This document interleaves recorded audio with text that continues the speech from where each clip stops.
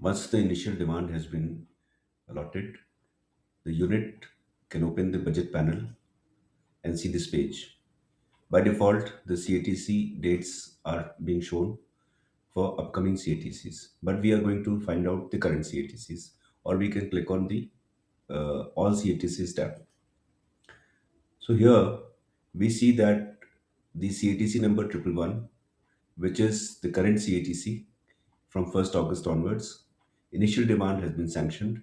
We click on more details and we see the other details, who all sanctioned it, when it was sanctioned, etc.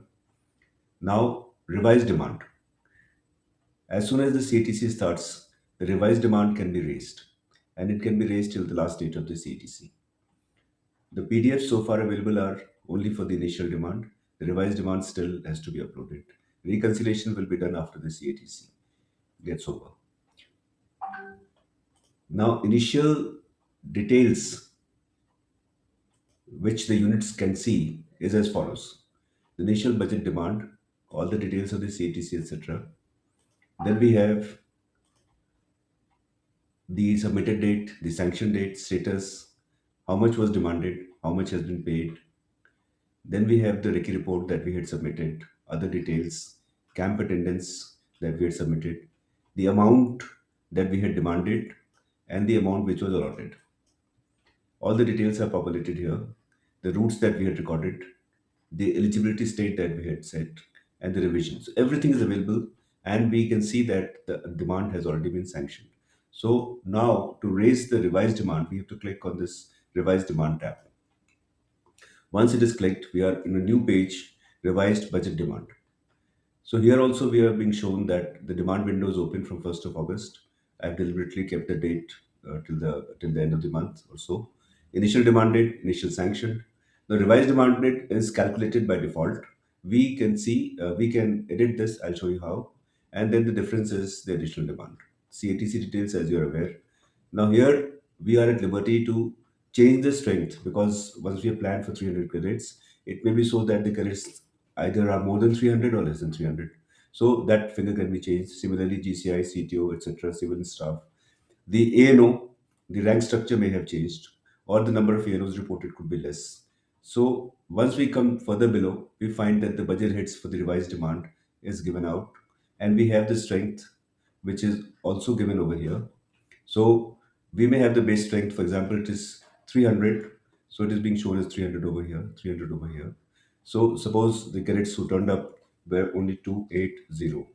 So we can see that the figure has changed to 280, and the figure here also has changed to 280.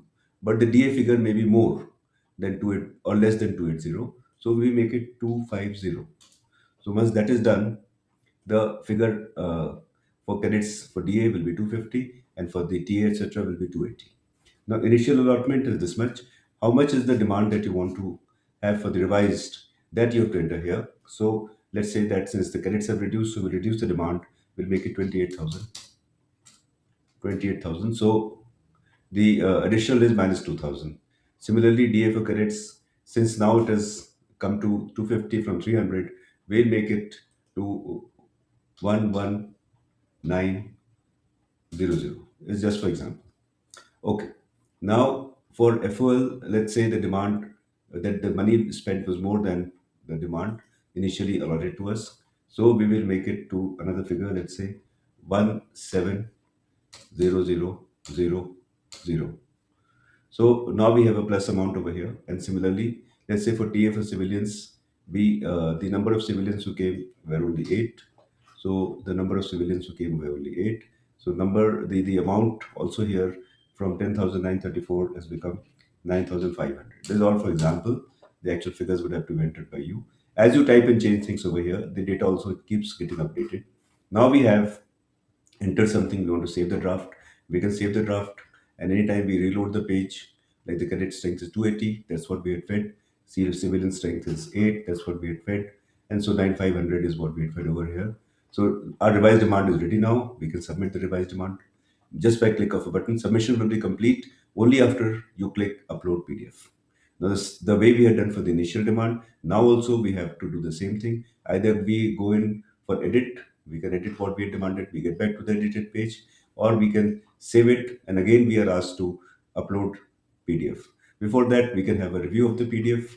The data that we had entered is all getting populated over here, and like here it was 9500 and something like that.